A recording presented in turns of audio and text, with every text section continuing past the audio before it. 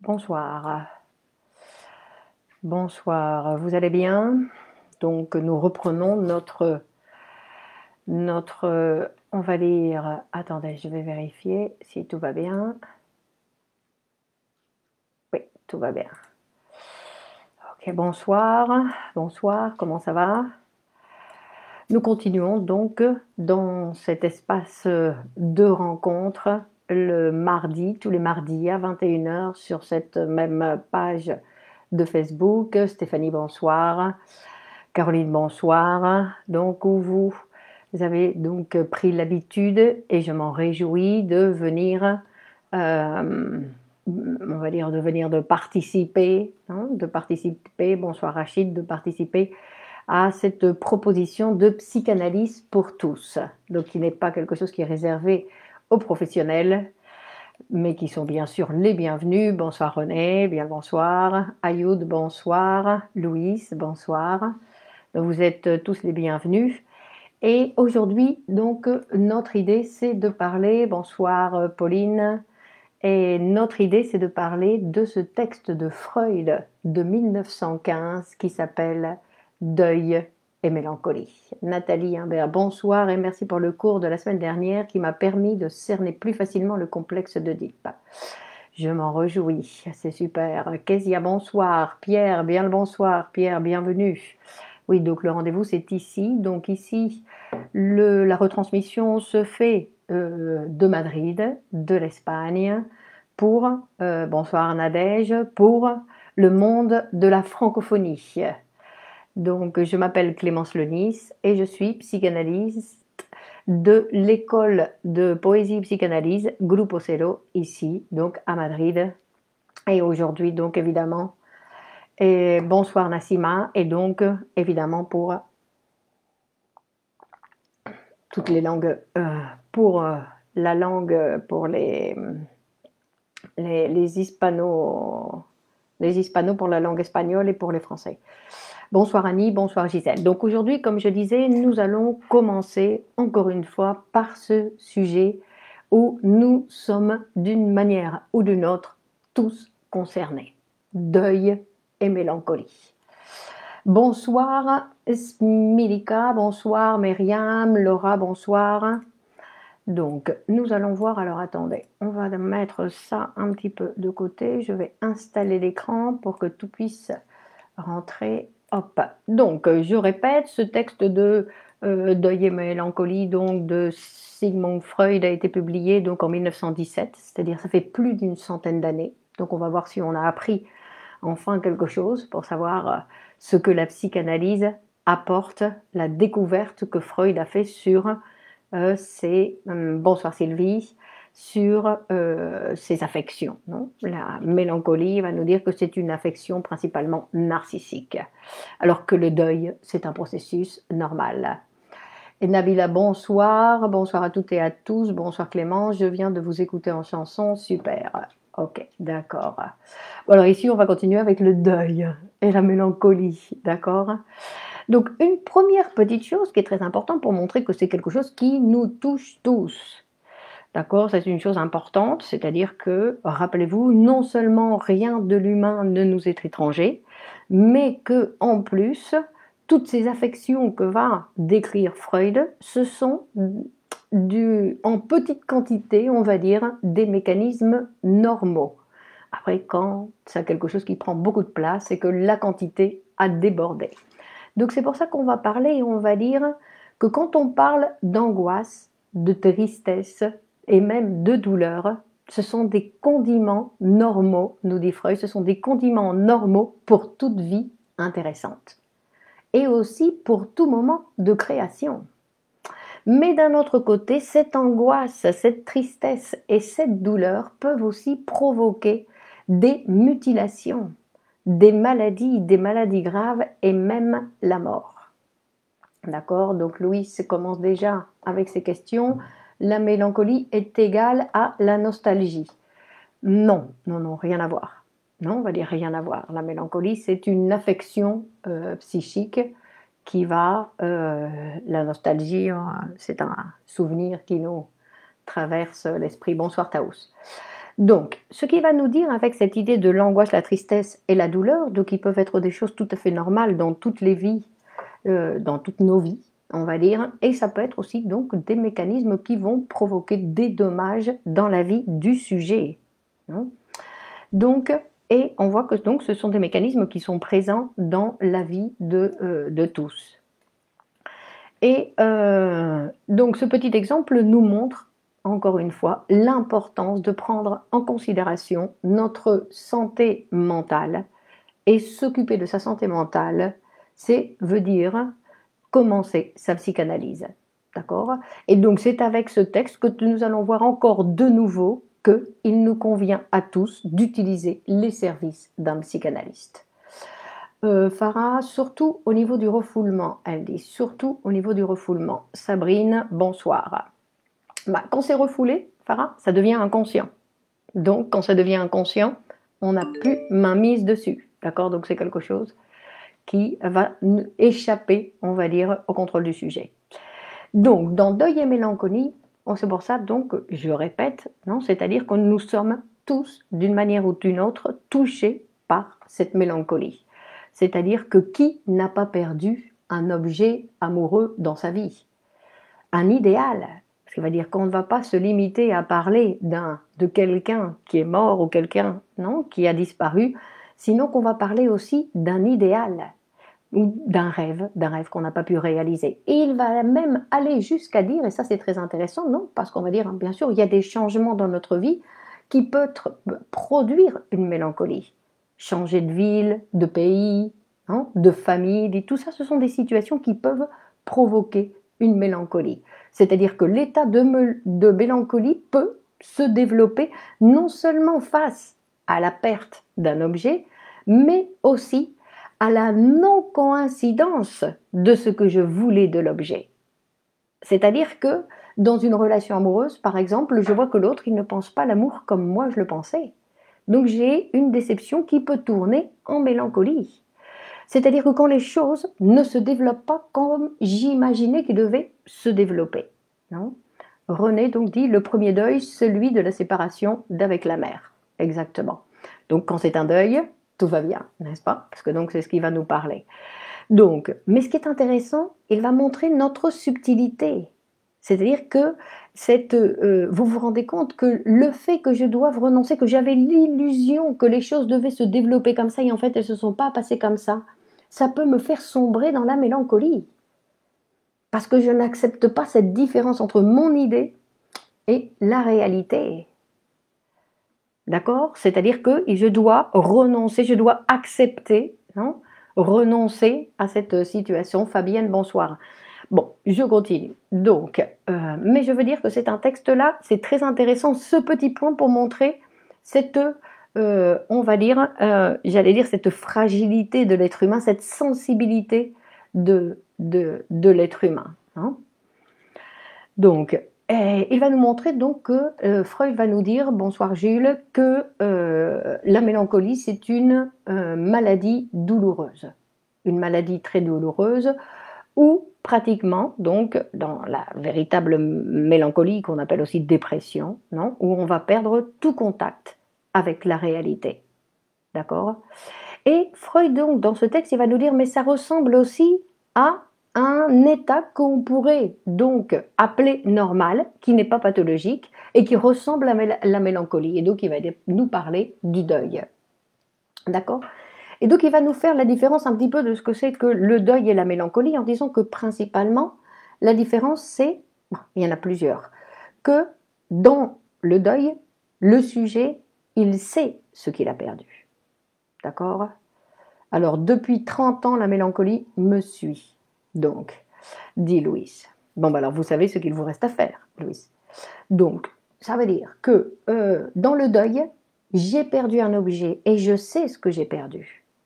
D'accord? Il dit, par contre, donc, c'est-à-dire qu'il y a une perte d'un objet réel. C'est la mort, la séparation, c'est-à-dire qu'il y a dans le deuil que je sais ce que j'ai perdu. D'accord? Que mon père est mort, que dans la réalité extérieure, donc mon père n'apparaît plus, et donc je ne m'intéresse, je perds la réalité, perd de son intérêt parce que je n'y trouve plus ce que j'y avais, non, ce que j'y avais que ce qui représentait mon père, on va dire par exemple, dans la réalité extérieure. Donc je vais perdre tout intérêt. Non, justement, Nassima, il dit que le deuil, ce n'est pas pathologique. D'accord? Que le deuil n'est pas pathologique, sinon que ce qui est pathologique, c'est la mélancolie. C'est-à-dire que quand le deuil, parce que Freud, il va dire, le deuil n'est pas pathologique parce que c'est temporel. Quand c'est quelque chose qui devient, non? C'est-à-dire qu'on ne récupère pas l'intérêt pour la réalité extérieure. D'accord? Donc il va dire aussi ça, c'est un symptôme assez caractéristique, c'est-à-dire qu'il y a un intérêt de la réalité extérieure qui a été perdu dans le deuil, tout comme dans la réalité, dans la mélancolie. D'accord? C'est-à-dire qu'on ne s'intéresse plus. Mais dans le deuil, c'est qu'on ne s'intéresse plus parce que l'objet de mon amour, il n'est plus dans la réalité. Donc, je vais faire, donc il va nous dire que le deuil, il va devoir faire un travail qui va se faire petit à petit. Il dit que c'est un travail qui a besoin de beaucoup d'énergie psychique pour récupérer en fait cette libido qui était mise sur un objet et que cet objet a disparu. Donc je récupère cette libido que je récupère en moi et que je vais devoir relancer dans le monde pour, on va dire, retrouver quelque chose d'intéressant dans la réalité extérieure. Et donc Laura dit, lequel est dangereux si on perd tout espoir de retrouver cet objet perdu? Bah, si l'objet perdu, il est perdu. D'accord? Donc ensuite, Nathalie dit, la mélancolie est un deuil impossible par illusion? Non, je n'ai pas tout à fait dit ça, non? Je n'ai pas tout à fait dit ça. Disons que nous avons tous, j'ai fait référence à l'illusion, non? Quand on perd ses illusions, il y a une sorte de deuil qu'on va devoir, donc de la même façon, réaliser, non? Et qu'on va devoir réaliser. Donc Nassima dit, la mélancolie est l'échec du deuil. Ça pourrait être quelque chose de plus... Non, c'est-à-dire que c'est l'échec du deuil, c'est-à-dire que le deuil ne s'est pas terminé, on s'est maintenu dans le deuil. Et donc, un deuil maintenu, ça se transforme en mélancolie. D'accord? C'est plus... Parce que le deuil, non, c'est une période, c'est-à-dire que c'est la période où je vais avoir une relation différente avec l'extérieur, parce que la personne qui va vivre un deuil, il dit que il dit que la réalité, elle va finir, dans le deuil, la réalité, elle va finir par gagner. D'accord? Tandis que dans la mélancolie, la réalité, elle ne gagne pas. D'accord? Donc Fabienne dit, un deuil peut-il enclencher une mélancolie par tristesse, détresse? Donc un deuil, il peut, mais pas par tristesse, par détresse. Non, parce que c'est une question, on va dire, de libido. C'est-à-dire que c'est une question d'énergie psychique qui ne va pas revenir dans la réalité. Il va nous expliquer une chose qui est très intéressante. Il dit, par exemple, il dit que dans le deuil, le sujet, comme il ne s'intéresse pas à la réalité extérieure, puisqu'il n'y a plus cet objet qui l'intéressait, donc il dit, non, ça ne m'intéresse pas, ça m'intéresse pas d'aimer. Ce n'est pas que je n'ai pas la capacité d'aimer, c'est que ça ne m'intéresse pas d'aimer. Il n'y a rien dans la réalité qui m'intéresse pour aimer. Mais moi, je n'ai pas perdu ma capacité d'aimer. Moi, je suis toujours la personne que j'étais dans le deuil, avec mes caractéristiques, mes qualités. Eva, bonsoir. Nadège dit, moins de questions s'il vous plaît, qu'on avance sur le texte. Merci beaucoup à tous. Non, toutes les questions sont autorisées. S'il vous plaît, toutes les questions sont autorisées. Ça me fait aussi avancer. D'accord? Et donc, on va dire, donc il y a cette situation du deuil. La personne qui est en deuil, elle ne s'est pas transformée avec le deuil. D'accord? Sinon que c'est la réalité qui a perdu son intérêt. Alors que dans la mélancolie, le sujet, il s'est transformé. Il a perdu, et ça c'est une caractéristique donc très importante, il a perdu sa capacité d'aimer. D'accord? Il a perdu sa capacité d'aimer. Et il va dire donc une chose qui est très intéressante, parce qu'il va dire que même dans le deuil, même quand le sujet a trouvé quelque chose pour remplacer, parce que ce dont il s'agit, c'est de pouvoir remplacer l'objet perdu. On ne va pas le pleurer toute la vie. L'objet perdu, il est perdu. D'accord? Donc il faut être capable de remplacer, de substituer cet amour par un autre amour. Il dit donc le deuil Non, celui qui va passer par le processus du deuil, c'est celui qui va être capable de remplacer cet objet par un autre objet. D'accord, on va pas. Donc, et d'ailleurs, après Freud, il va nous dire, c'est une caractéristique. René dit la mélancolie, la perte de l'objet d'amour. Non, c'est la perte de quelque chose, en fait, il va nous dire. La mélancolie, c'est ne pas accepter qu'il y a quelque chose que j'ai perdu. J'ai perdu, regardez René, il en arrive à dire que je peux tomber dans mélancolie parce que j'ai perdu celle que j'étais hier. Parce que celle que j'étais hier, elle n'existe plus. Et je peux tomber en mélancolie parce que j'aimais celle que j'étais hier et qu'aujourd'hui, elle n'est plus. D'accord? Donc Sylvie dit que c'est un amour. Bonsoir Sandrine. Sylvie dit que c'est un deuil sans objet. Mais pourquoi vous parlez de deuil? C'est pas un deuil, c'est une mélancolie. Le deuil, il y a un objet justement. Ce n'est plus, non? C'est une mélancolie. D'accord? C'est-à-dire que la mélancolie, il y a un objet. Il y a un objet. Mais la différence, c'est que le sujet ne sait rien. Donc il va nous expliquer Freud que justement dans la mélancolie, même si le sujet il dit oui, la mélancolie elle a commencé après ma séparation, après la mort d'eux, etc. Même il ne sait pas ce qu'il a perdu dans cet objet. C'est pour ça qu'il y a quelque chose qui va s'installer dans le sujet qui va fixer la libido. Et ça, c'est ce qui est douloureux. C'est quand la libido, elle se fixe. Amandine dit, quels sont les symptômes de la mélancolie? Ils sont nombreux, non? On avait dit, donc, les symptômes de la mélancolie, c'est une grande tristesse.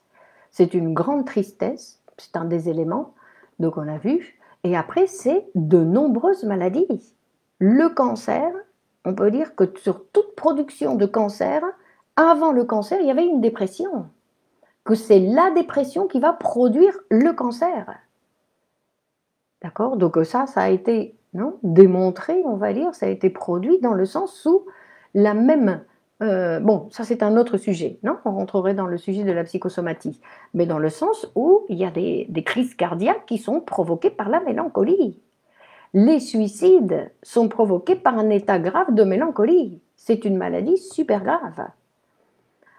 Alors, Eva dit, a-t-il perdu une part de lui? Oui, c'est là, on y va, on y va. Il a perdu une part de lui, il a perdu une part de son moi.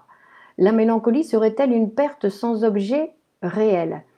Mais c'est pas sans objet réel, c'est quelque chose d'inconscient.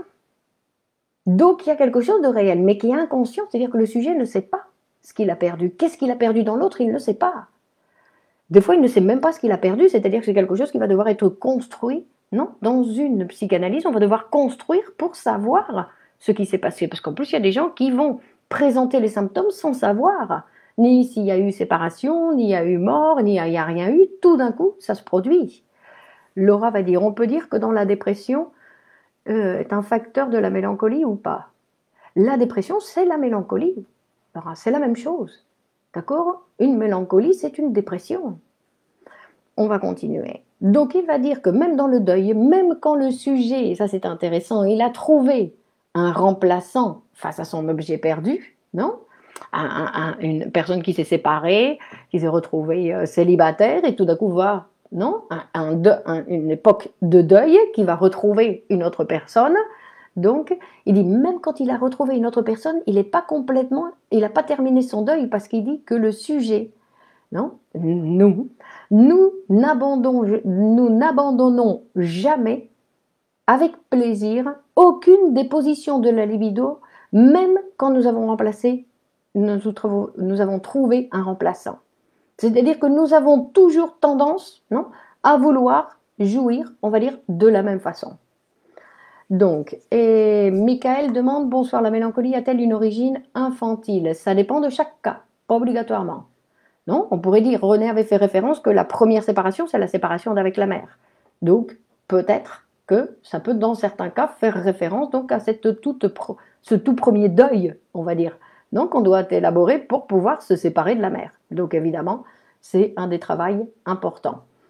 Et donc, Agatha dit, l'ombre de l'objet tombe sur le moi. Il a perdu l'objet. Ben, il ne l'a pas perdu, justement, Agatha. Il l'incorpore. Ce que va nous expliquer Freud, c'est que cet objet qui était perdu dans la mélancolie, il n'est pas perdu. Comme je ne supporte pas la perte, qu'est-ce que je fais? Je l'incorpore sur mon moi. Et donc, il y a, comme disait, je crois, Eva, non, c'est-à-dire qu'il y a une ombre qui va s'installer sur le moi, qui va prendre une place. Donc, le moi ne va plus être dit chez lui, sinon qu'il va y avoir l'objet qui va être installé sur le moi et qui va prendre de la place. Et en plus, il va nous dire, au plus on laisse passer le temps, au plus on ne fait rien, au plus l'ombre va s'étendre sur le moi. C'est-à-dire qu'au plus le moi, il va devenir de plus en plus petit face à cet objet. Et en plus, la relation du moi, donc avec cet objet perdu qu'il a incorporé, mais qui est toujours perdu. Parce que quand on va le voir, la mélancolie, quand on parlait des symptômes, non? Donc Agathe dit, la mélancolie est une psychose. C'est un type, ça peut être interprété, mais ça c'est une autre chose. Mais c'est pas exactement une psychose, non. Alors attendez. Et donc, on va dire que quand... Non, parce que ce qu'il va incorporer, c'est un objet perdu. C'est pas l'objet en disant, ouais, ça y est, je l'ai récupéré, il est en moi. Non, justement. C'est pour ça qu'on va dire qu'une des caractéristiques du mélancolique, c'est qu'il va se critiquer, il va se dénigrer, il va parler ouvertement très mal de lui. Non, on va parler de cet auto-reproche, où il se reproche plein de choses. Je suis inutile, je sers à rien, j'emmerde ma famille, je suis là pour rien. Non, que je veux dire. Et Freud, il va se rendre compte que toutes ces phrases correspondent pas au sujet. Il ne fait pas référence au sujet. Il fait référence à l'objet perdu qui critique l'objet parce que l'objet, il était perdu. D'accord? Donc, Carinette dit, qu'est-ce qui marque la fin du travail du deuil si ce n'est pas le remplacement d'un autre objet? C'est le remplacement d'un autre objet. Si je ne sais pas ce que j'ai dit, Carinette, mais si. Donc, il dit, mais que dans le deuil, Carinette, c'est qu'il a une difficulté, qu'il peut y avoir, que le sujet peut avoir une certaine difficulté, on va dire, à accepter qu'il y a un autre objet. Non, qu'il a, même si l'objet est là, il continue quelque part à pleurer, non, cet objet perdu, alors qu'il en a un nouveau, dans ce sens-là. Johanna dit, c'est très fort ce que vous dites. Dans chaque cancer, il y avait une dépression avant. Et c'est la dépression qui provoque le cancer. Où est-ce qu'on peut trouver un écrit sur ce sujet? Et je pourrais vous recommander des écrits, mais je crois que même la médecine a découvert ça. Ce n'est pas quelque chose simplement qui a été découvert par la psychanalyse, sinon qu'il y a certaines études médicales qui présentent ça. D'accord? Et donc, on va voir, la mélancolie, elle est capable de provoquer, je veux dire que parce que vous devez vous rendre compte que cet objet perdu que j'aime et à qui je reproche de m'avoir abandonné, donc j'ai une relation ambivalente. Mon moi a une relation ambivalente avec cet objet perdu qui a pris de la place en plus sur mon moi. D'accord? Donc j'ai une relation ambivalente. C'est pour ça que je me maltraite. Donc ce n'est pas que je maltraite le moi, c'est pour ça que la mélancolie peut en arriver au suicide. D'accord? Donc c'est-à-dire que, et on va dire, c'est pour ça qu'on va dire que quand le mélancolique se suicide, ce n'est pas exactement un suicide, parce que Freud dit que le sujet n'a pas la capacité de se tuer lui-même. Il est incapable de se tuer lui-même. Donc qu'est-ce qu'il fait quand il se suicide? Il tue l'objet. C'est-à-dire que c'est un assassin. Alors, Zora demande, la catatonie, est-ce que c'est l'effondrement du moi? Qu'est-ce que ça veut dire la catatonie? Qu'est-ce que vous entendez par catatonie? Qu'est-ce que ça veut dire l'effondrement du moi?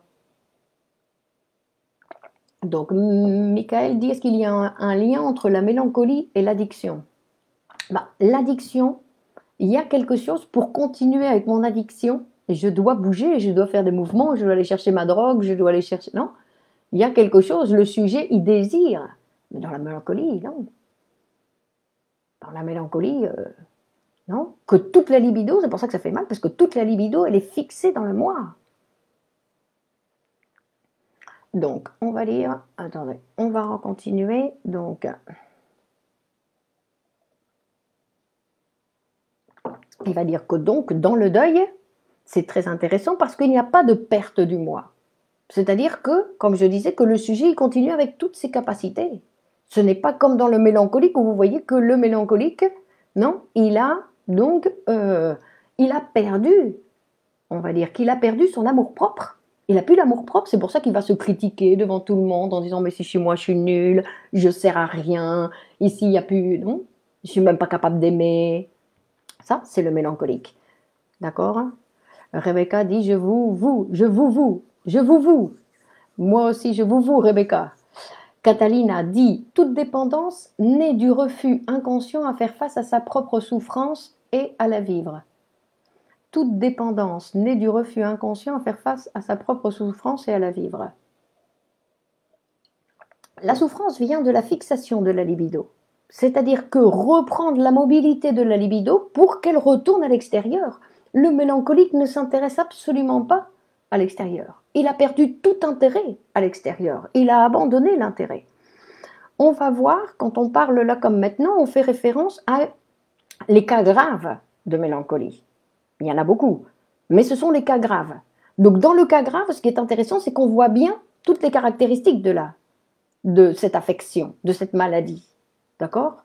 Donc, mais après, on va voir que qui n'est pas touché par, qui ne dit pas aujourd'hui je reste chez moi, il n'y a rien qui m'intéresse dehors. Je veux dire que nous avons qui n'a pas un trait mélancolique. Donc, Karinette dit par rapport à la fin du deuil et au remplacement de l'objet, ça va à l'encontre du discours courant sur les relations amoureuses qui dit qu'il faut faire son deuil de l'ancienne relation avant d'en commencer une nouvelle.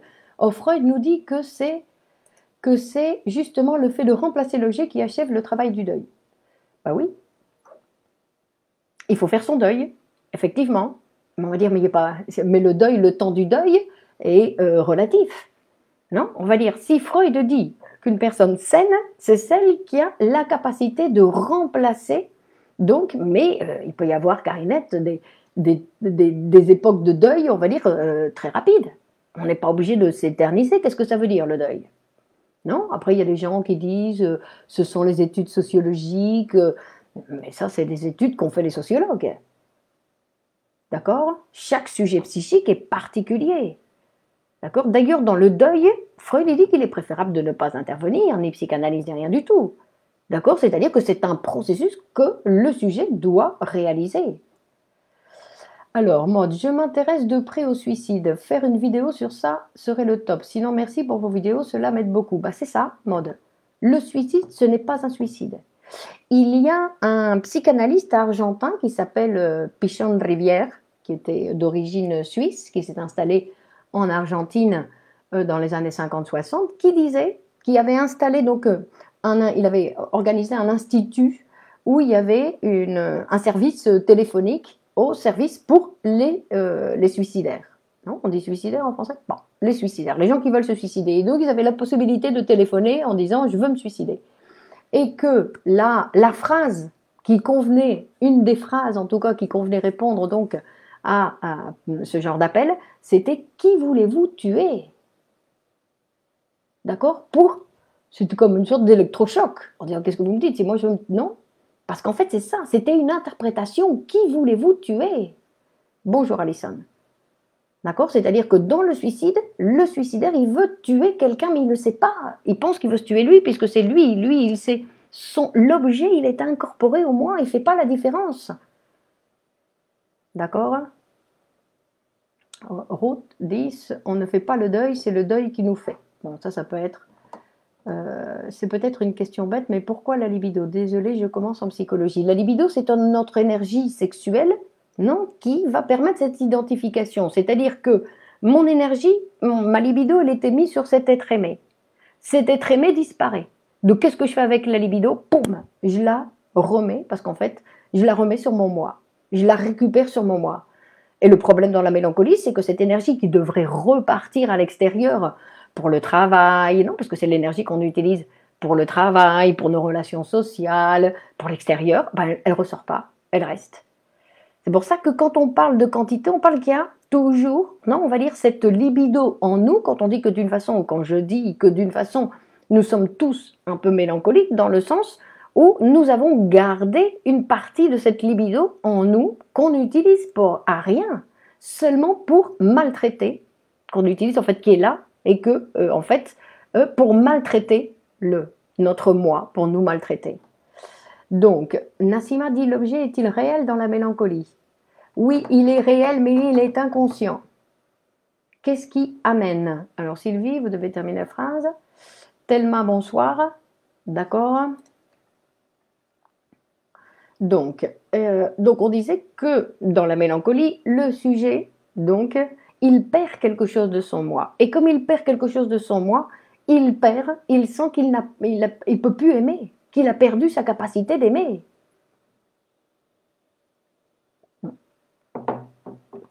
Et il dit aussi, par exemple, quelque chose qui touche beaucoup de gens, qui touchent, donc ils disent qu'ils ont des idées qui vont s'appauvrir, qui vont perdre tout leur argent, qui vont être ruinés, etc. Non? Il dit que ça aussi, ça fait partie de cette dénigration que le moi fait, ça fait partie de cette situation du mauvais traitement, on va dire, que le moi, que l'objet, non, que l'objet produit sur le moi. Donc Margot dit, c'est donc Thanatos, la pulsion de mort et non pas la libido. Bon, alors là, nous rentrons dans un autre terrain, non? Parce que la libido, la pulsion, c'est pas exactement la même chose.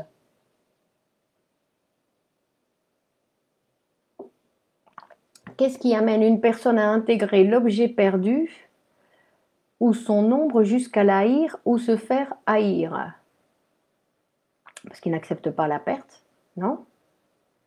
Parce qu'il dit qu'en fait, c'est un mécanisme, le mécanisme de récupérer, on va dire que par exemple, pour la création artistique, non? Pour la création artistique, on a besoin de ce même mécanisme. Dans le sens où, pour pouvoir créer, je vais retirer de la réalité extérieure toute mon énergie, toute ma libido, mais je vais la récupérer dans le moi. Mais une fois qu'elle est dans le moi, je vais la réutiliser pour la production artistique. Pour écrire, pour peindre, pour sculpter, pour chanter, pour ce que vous voulez. D'accord?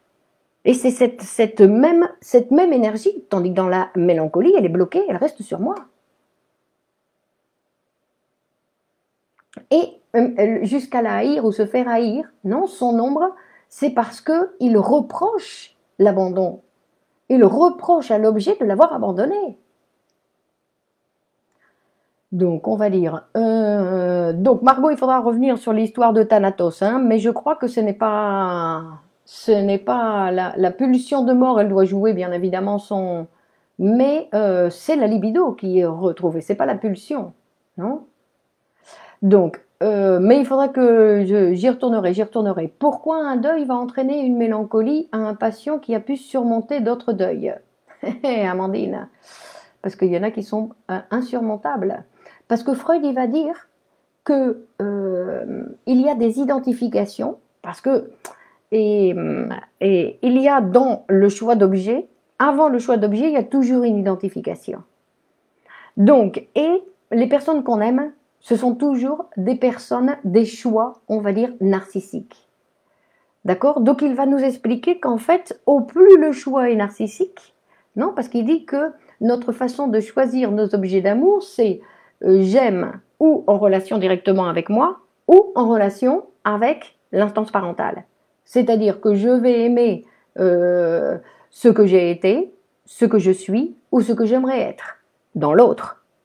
Ou je vais vouloir le père protecteur ou la mère nutrice. D'accord? Donc c'est ce que je vais toujours, dans tous les cas, aller chercher comme objet amoureux. Il y aura toujours un trait, alors pas complètement évidemment, mais un trait qui est en relation donc avec, ok, qui est avec, donc c'est toujours un choix narcissique. Mais bien sûr, il y a différents types de choix. C'est-à-dire que parce que, et c'est narcissique dans le sens, c'est pour ça que l'énergie, la libido, elle revient facilement en moi. Elle revient facilement en moi parce qu'elle est partie du moi. Bon, et donc c'est pour ça qu'après, Amandine, ça dépend, parce qu'il y a des deuils. Qu'est-ce que c'est un deuil? Parce que ça, on va le savoir qu'en psychanalyse. C'est-à-dire qu'on est tous passés, on a tous vécu, non, je veux dire qu'on est tous passés par des deuils, et il y a des deuils qui n'ont pas laissé de traces, et il y a des deuils qui laissent des traces énormes, et il y a des deuils qui se transforment en mélancolie. Donc, c'est imprévisible. On ne sait pas, parce qu'en fait, il dit, non, dans la mélancolie, en tout cas, il va dire, on ne sait pas ce qu'on a perdu. Le sujet, il sait qu'il a perdu quand il sait, parce que des fois, il ne sait même pas. Donc quand il sait qu'il a perdu, il ne sait pas ce qu'il a perdu dans ce qu'il a perdu, dans l'objet qu'il a perdu, parce qu'il dit, oui, d'accord, mon ami Pépito, il est parti. D'accord, mais bon, c'était un ami, et donc il ne se rendait pas compte de ce qu'il a perdu, non, avec le départ de Pépito. Il ne sait pas. Donc, c'est pour ça qu'on a besoin de l'interprétation pour cette production. Fabienne dit, quel bénéfice trouve le sujet à se maltraiter alors qu'il souffre déjà du deuil? Donc ça, Fabienne, on va voir qu'il va y avoir donc évidemment la position masochiste et en plus la position masochiste. Pourquoi? Parce qu'il y a un sentiment de culpabilité qui entre en jeu. Donc on va voir que se maltraiter, c'est une punition, d'accord? C'est-à-dire que le moi se laisse maltraiter par l'objet, d'accord? Comme punition. René dit, faire son deuil, c'est accepter le fait de la castration.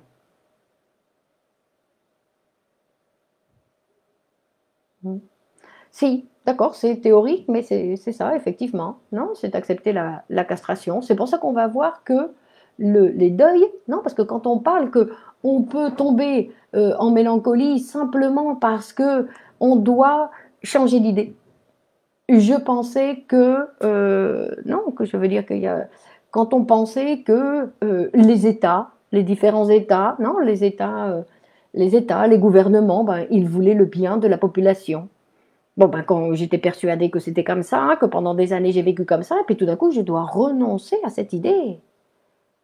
D'accord? Et donc là, je peux, dans le sens où je dois changer une idée par une autre, je dois me transformer, parce que je ne vais plus donc être celle qui croyait qu'il y avait, non, une structure qui allait protéger ses citoyens. Je dois changer. Bon, voilà l'exemple que j'ai trouvé. Carinette, dans la production artistique, s'agit-il de la sublimation? Effectivement, Carinette, il s'agit de ce processus de sublimation. Et ce qui est intéressant, c'est qu'il va nous dire que donc cette énergie revient sur le moi avant de repartir, non, dans la production. Quelle différence peut-on faire entre pulsion et libido et énergie sexuelle?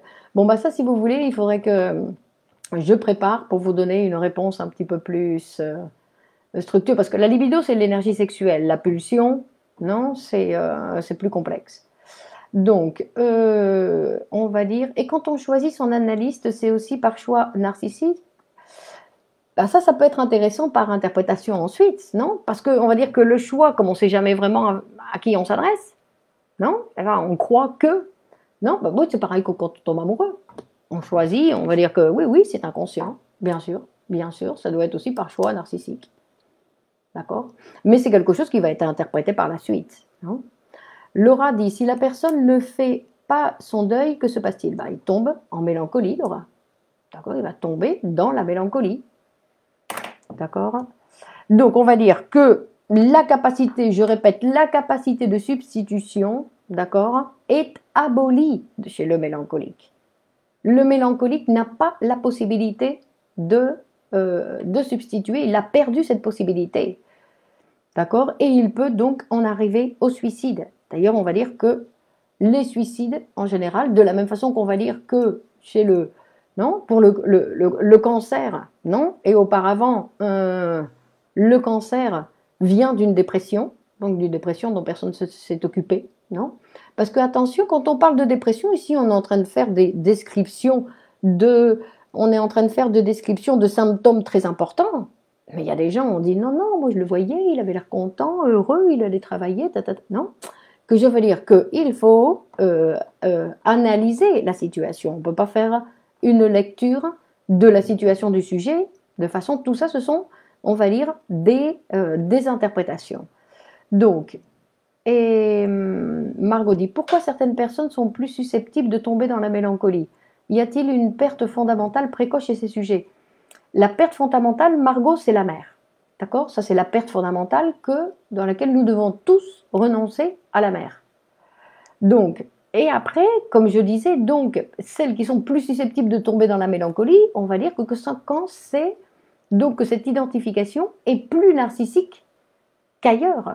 Parce qu'il y a des identifications, vous voyez, il y a des gens qui choisissent l'objet d'amour qui correspond tout à fait à ce qu'ils étaient avant. Bon, il y en a d'autres, c'est simplement un trait. Donc, Nathalie dit on peut guérir de la mélancolie. Donc, on peut soigner la mélancolie. On peut soigner. Non, je ne dis pas guérir dans le sens où il y a toujours un trait de mélancolie. Il y a toujours ce reste de libido de l'objet perdu qui est en nous. D'accord? Mais qui ne doit pas nous empêcher ni de nous intéresser pour la réalité extérieure, ni de nous intéresser, non? On n'a pas de perte de la capacité d'aimer, de pouvoir continuer à aimer, c'est-à-dire, et surtout de s'intéresser à la réalité extérieure. Vous voyez tous les gens qui ont abandonné en disant il n'y a plus rien qui m'intéresse. Pourquoi? Parce qu'ils ont perdu un idéal. Il y a beaucoup de gens qui tombent en mélancolie parce qu'ils ont perdu un idéal. Alors attendez.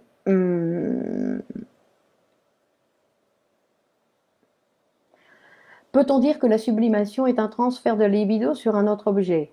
Ben, je ne sais pas si c'est un autre objet, non, sinon que c'est l'énergie qu'on va utiliser pour produire quelque chose de nouveau. Non, c'est un déplacement de la libido, non, parce que la sublimation, c'est un mécanisme. Non, donc, c'est un mécanisme.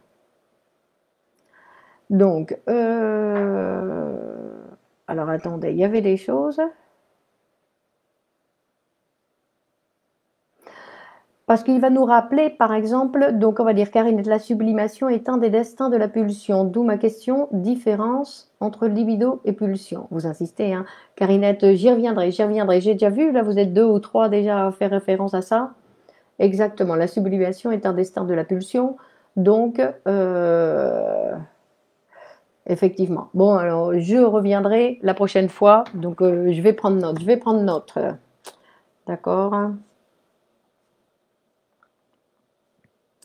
Donc, mais ce que je voulais vous rappeler comment se forme le surmoi. Et comment se forme le surmoi.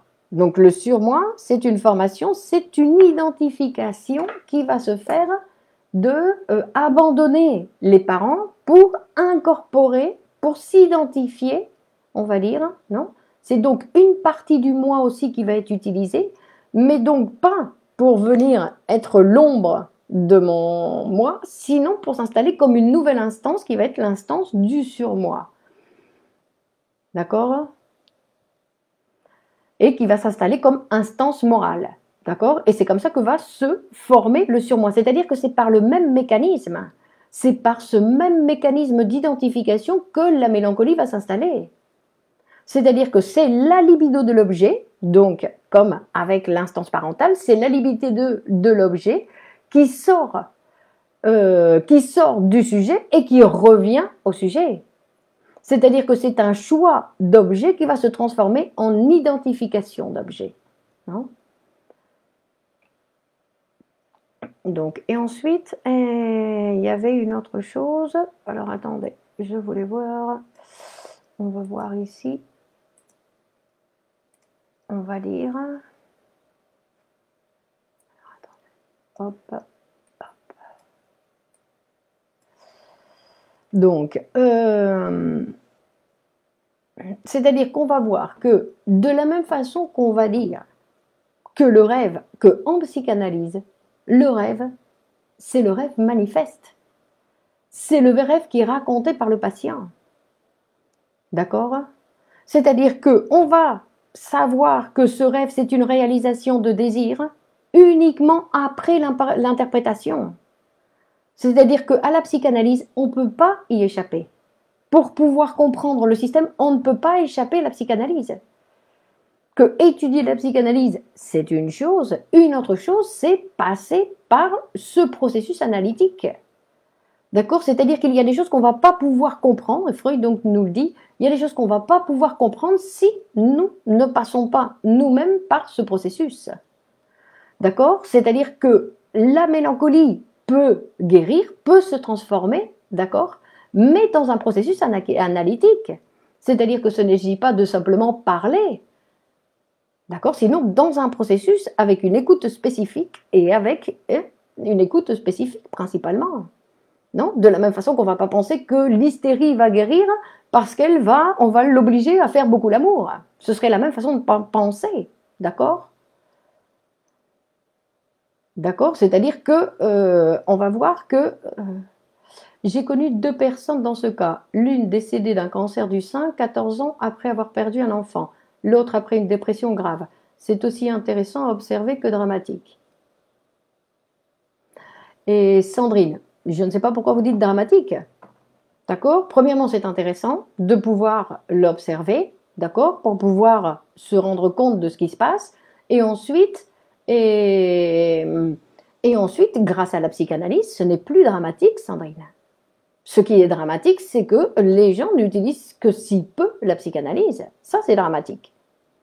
René dit écoute et cadre spécifique, Clémence. Exactement, merci. D'accord, c'est une écoute et un cadre spécifique. C'est-à-dire avec un accord avec un psychanalyste. D'accord? C'est-à-dire qu'on va dire de la même façon que la mélancolie, non, va guérir avec une psychanalyse, l'hystérie va guérir avec une psychanalyse.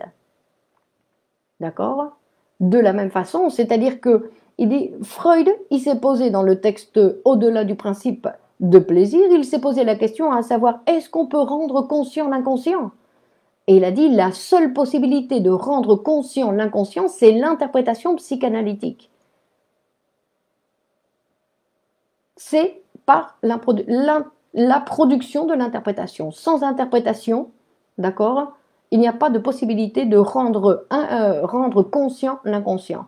Carinette dit la fin d'une analyse correspond au deuil dû à la séparation avec son analyste. Donc ça, c'est quelque chose qui est... Bon, après, ça dépend, parce que je veux dire qu'il y a des fins de psychanalyse où il n'y a pas obligatoirement de deuil. Non, que c'est la fin d'un processus, c'est la fin d'un processus. Je veux dire que le deuil, c'est... Alors c'est vrai, vous voyez, par exemple, là, bientôt vont venir les vacances. D'accord? Donc il y a beaucoup de gens qui sont perturbés, troublés, parce qu'il y a cette passe, non, il y a cet arrêt, cette séparation qui va avoir lieu. Parce que le problème avec cette séparation qui peut provoquer, non, qui peut provoquer donc cette... non, vous vous rappelez que les Français disent partir c'est mourir un petit peu, se séparer c'est mourir un petit peu. Donc parce que tout ça, ça fait comme l'être humain n'a pas de représentation de la mort, la représentation il la met ailleurs. Il la met dans les séparations, il la met quand les gens partent, non, que ça représente pour, selon les sujets, non. Et les vacances de Noël, par exemple, les vacances, les séparations avec les vacances, le sujet, il lui arrive toujours quelques petites émotions, on va dire. Non, dans ce sens-là. Mais après, bon, il y a des gens qui sont capables d'interrompre leur psychanalyse pour que ce ne soit pas les vacances qui l'interrompent. D'accord? C'est-à-dire que c'est pas la réalité, c'est moi qui décide. C'est pas la réalité. Christophe dit comment retrouver l'objet du deuil refoulé à l'origine de la mélancolie? Comment retrouver l'objet du deuil refoulé à l'origine de la mélancolie? Alors, je ne sais pas pourquoi vous voulez le retrouver. Non, ce qu'il faut, c'est le remplacer. Le remplacer. Et pour avoir cette possibilité de remplacement, c'est la psychanalyse, Christophe. Du coup, on parle de la perte d'un amour idéalisé, mais d'un objet d'amour quand même. Qu'est-ce qui caractérise ce lien particulier? Alors, attendez, vous êtes trop vite. Particulier à l'objet chez le mélancolique. Qu'est-ce qui caractérise ce lien pour qu'il y ait un insurmontable qui touche le corps, le temps, l'espace? Cet objet narcissique. D'accord? C'est-à-dire que c'est un objet où il y avait une très forte identification. Et Eva dit, et comment on sait que c'est la fin d'une analyse? Très bien, ça c'est une bonne question. Effectivement, comment on sait que c'est la fin d'une analyse? Non, parce qu'on peut se séparer de son psychanalyste en disant j'arrête là, ça me va, ou je ne sais pas quoi, et quelles que soient les raisons, et que tout d'un coup on revient. Donc on ne sait jamais quand est-ce que c'est la fin d'une analyse. Nassima dit une difficulté de gestion de la libido dans la mélancolie. Non, c'est pas de gestion, c'est qu'elle se bloque. Elle reste dans le moi, elle s'installe dans le moi. Et elle va fonctionner dans le moi comme une ombre. Elle va être l'ombre du moi. Donc le moi, il devient tout petit. D'accord? Donc Héloïse dit, oui, partir, c'est mourir un peu. Carinette, ça veut dire qu'il faut nécessairement en passer par un autre, l'analyste, pour découvrir son inconscient. Donc pas d'auto-analyse possible. Exactement, Carinette. L'auto-analyse n'est pas possible. D'accord? On a besoin de cette écoute. L'être humain, nous sommes aveugles à ce qui nous arrive. Nous ne savons rien, nous ne savons pas pourquoi nous avons choisi cet objet d'amour, pourquoi nous avons choisi ce travail. Nous ne savons rien de nous. Nous ne savons pas. Nous ne savons pas quand nous parlons, qu'est-ce que nous voulons dire quand nous parlons. Mais nous parlons, nous aimons parler, on parle, mais non, c'est nécessaire l'interprétation pour découvrir. Rappelez-vous, la psychanalyse, c'est un processus qui permet l'autotransformation et l'autoconnaissance du sujet. Sans psychanalyse, donc, nous élucubrons, nous imaginons que ce que nous voulons c'est ça, que ce qui c'est mieux c'est ça. Hello. Marie dit bonsoir, la pulsion est une poussée d'énergie issue du ça et il y a plusieurs formes de pulsion. Freud avait décrit au préalable pulsion de vie destinée à la conservation de l'individu en répondant à ses besoins primaires et pulsion sexuelle. Ne meurt jamais. Puis Freud est revenu sur sa première théorie des pulsions pour conceptualiser deux types de pulsions, vie et mort, différentes et indissociables. Mais pour répondre à votre question, il peut y avoir des pulsions sexuelles alimentées par la pulsion de vie, procréation, et d'autres par la pulsion de mort, sadisme, masochisme, perversion par exemple. Voilà, j'espère que ça pourra vous aider, c'est pas mal. Merci Marie, oui, c'est pas mal. Donc c'était en répondant à Carinette et à Margot, je crois, qui faisaient aussi référence à ça. Non, mais bon, ça c'est l'intervention de la pulsion, non? De la pulsion donc de Thanatos, qui va devenir sadique avec le moi, d'accord? Donc, très bien. Donc, voilà, je crois que je n'avais pas l'intention de le faire comme je l'ai fait, mais bon, à la fin, je crois que j'ai pratiquement... Alors, le sujet, bien entendu, de la mélancolie va être présenté comme quelque chose de beaucoup plus complexe. Alors, René dit, l'analyse permet l'émergence de la subjectivité. Cela passe par le miroir, transfert du psychanalyste. Sans psychanalyse, pas de salut. Donc René, c'est pas un miroir, hein. Le transfert du psychanalyste, d'abord c'est en transfert qu'a lieu. Non, c'est pas le transfert, c'est en transfert que va avoir lieu l'interprétation. D'accord? Donc l'émergence de la subjectivité, c'est-à-dire que la particularité du sujet, vous voulez dire, ou comment? Et ensuite, il va faire référence donc à quelque chose qui est très intéressant et très important, c'est à l'ambivalence. Parce que nous avons tous des sentiments ambivalents. Nous aimons et détestons la même personne. D'accord? C'est-à-dire que nous devons nous habituer à pouvoir, on va dire, vivre avec, ces sentiments ambivalents. Je t'aime et je te déteste. D'accord? Et c'est un sentiment ambivalent dont je ne suis pas responsable.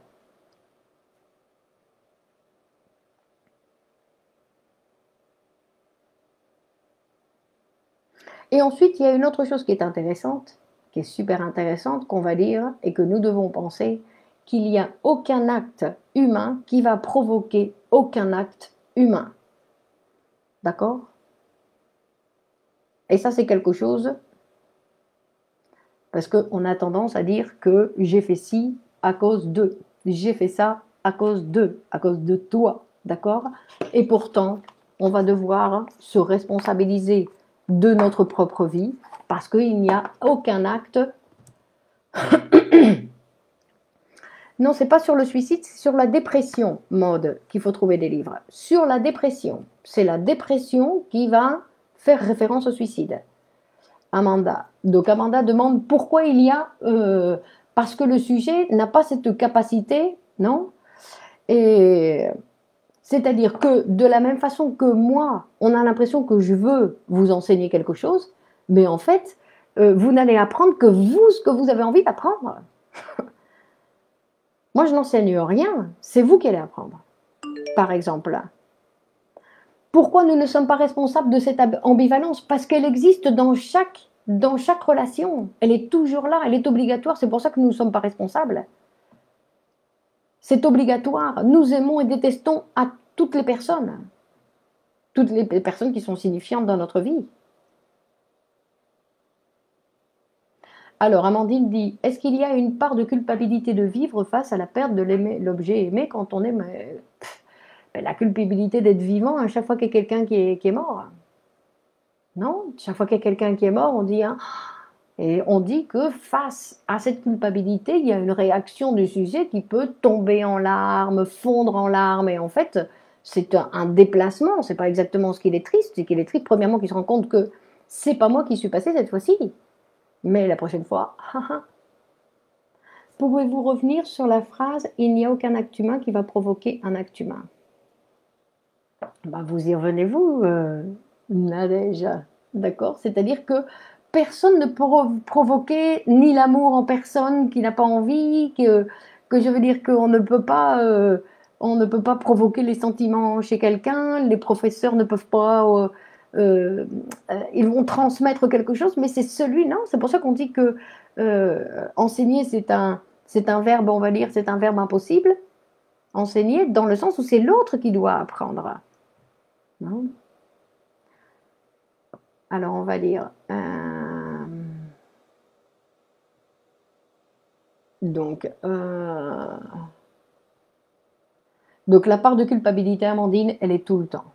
D'accord? La part de culpabilité d'être vivant quand l'autre est parti, quand l'autre est décédé. D'accord? Ça, c'est quelque chose qu'il faut apprendre à gérer, on va dire. Mais, et en plus, on va dire, parce que quelque part, c'est une culpabilité, et en plus, on va dire, il y a une certaine joie qu'on va couvrir par des larmes. Parce que quand on voit des gens comme ça qui, d'une façon extravagante, vont pleurer énormément la mort de quelqu'un qu'ils n'avaient pas vu depuis longtemps, ben ils font plutôt, c'est plutôt quelque chose, genre, ah, ça m'est pas arrivé, c'est pas moi qui suis partie cette fois-ci. D'accord. Oups, quel livre conseillez-vous? Les seuls livres que je pourrais vous conseiller, c'est des livres en espagnol, mode. Alors, si vous lisez des livres en espagnol, je peux vous envoyer des liens pour avoir accès à ces livres, mais ces livres, pour l'instant, ne sont pas encore traduits. D'accord? Parce que c'est des livres de psychosomatie, non? Parce que c'est la psychosomatie qui s'occupe principalement d'étudier donc ces phénomènes. Non? Parce que le cancer, c'est une maladie psychosomatique. Donc, on va voir. Donc, on va dire qu'il n'y a rien en vous qui puisse provoquer, non? Que rien que je puisse faire qui puisse provoquer quelque chose en vous si vous n'êtes pas absolument convaincu de ce que vous devez. C'est-à-dire qu'il y a quelque chose qui est comme s'il y avait quelque chose qui était déjà intéressé, c'est-à-dire qu'il va prendre parce qu'il est déjà convaincu. Oui, effectivement, Karinette, très bien. Ça, c'est un premier point. Vous avez raison. Merci. Non?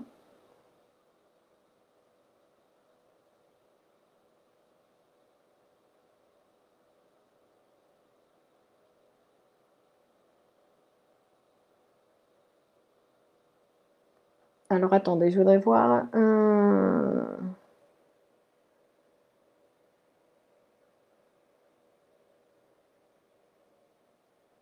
Et après, il y a une autre chose aussi qui est véritablement, on va dire, notre maladie du siècle, c'est que nous avons beaucoup de difficultés à nous supporter les uns les autres. D'accord? C'est-à-dire que nous vivons dans une société où personne ne supporte personne.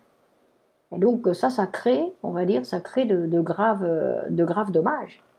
D'accord? C'est-à-dire la possibilité d'avoir une conversation, d'accepter que l'autre est différent, d'accepter que l'autre, non? D'avoir une position sans considérer, d'avoir la possibilité d'avoir une conversation avec l'autre, non? Donc d'avoir la possibilité, mais ça c'est quelque chose, c'est un apprentissage. C'est un apprentissage, vous vous rendez bien compte, l'enfant il supportait pas qu'il y ait, non, il ne supportait pas qu'il y ait quelque chose de différent. Donc c'est un apprentissage pour, apprendre à parler avec les autres, apprendre à converser. Ça, c'est ce qu'enseigne l'amour. D'accord? De pouvoir apprendre à parler sans, sans interrompre l'autre, sans le trouver bizarre, parce que simplement il a des idées différentes des miennes. Non? Donc les attitudes des autres, non, sont toujours. Est-ce que les attitudes des autres vont toujours être différentes des miennes? Si je pense qu'elles sont comme les miennes, c'est parce que je ne suis pas capable de voir la différence. Mais sinon, l'autre, il est toujours différent de moi. Un monde où l'altérité est mise à mal. Oui, René. C'est un problème de narcissisme, Sylvie. Oui, mais pas seulement. Non, c'est pas seulement un problème de narcissisme. Non? Je veux dire, cette difficulté à tolérer les autres, à tolérer les différences, parce que rappelez-vous, c'est à la base, non, c'est cette difficulté pour les narcissismes sur les petites différences, mais parce que dans la petite différence, qu'est-ce qu'il y a? La véritable différence, c'est que nous sommes différents. Pourquoi? Parce que nous avons besoin de nous reproduire. C'est-à-dire que tout est toujours tout articulé par rapport à cette situation de mortel que le sujet n'accepte pas. Donc comme il n'accepte pas cette situation de mortel, tout ce qu'il va fabriquer, tous les symptômes qu'ils vont fabriquer dans sa vie est en relation avec cette non-acceptation de sa mortalité. C'est-à-dire que je ne veux rien savoir de ça, moi je ne suis pas mortel, d'accord? Et donc, Dieu, non, il y a des gens qui tombent malades et on dit il est mort du Covid. On ne peut pas dire qu'il est mort de mort, il est mort d'être mortel. Non, il y avait certains là qui sont morts qui avaient 90 ans, 95 ans et on dit qu'ils sont morts du Covid. Donc ils sont morts d'une maladie de je ne sais pas quoi. Non, ils sont morts d'être mortels. Ils sont morts parce que l'être humain, il est mortel. Eva dit, peut-on avoir des sentiments ambivalents en faire son analyste? Et si oui, appelle-t-on cela transfert négatif? Non, il n'y a pas de transfert négatif. Bon, vous pouvez l'appeler comme vous voulez, mais en fait, le transfert négatif, ce n'est pas les sentiments que le sujet a envers son analyste. Parce que les sentiments, c'est toujours quelque chose de conscient. Donc, c'est que l'apparence. Ce qui est intéressant avec le transfert, c'est de voir que il va y avoir des résistances. Donc, on va appeler transfert négatif quand le patient ne se présente pas, quand il ne veut pas parler, quand il arrête de payer, non, ça va être la résistance au traitement, parce que Freud il va dire le transfert, non, c'est d'un côté ce qui va permettre le travail qui va se faire, et ça va être en même temps le premier inconvénient. Non, c'est-à-dire que cette articulation, mais que le transfert, rappelons-nous que ce n'est pas quelque chose qui tiens, on pourrait utiliser ça comme sujet pour la fois prochaine, mais je ne suis pas sûre, je suis pas sûre. Je vais voir par rapport à ce que j'ai à faire pour voir si je vais choisir ça ou autre chose, je vais voir. Mais le transfert, donc on dit, c'est pas quelque chose, c'est un concept, le transfert. C'est pour ça qu'on va dire que l'interprétation a lieu en transfert, a lieu dans une relation de transfert. D'accord? C'est comme une sorte d'équation mathématique ou d'équation chimique, c'est-à-dire qu'il y a une relation de transfert, c'est-à-dire qu'il y a une énergie du sujet qui est passée sur la fonction du psychanalyste et sur ce terrain-là, je peux interpréter.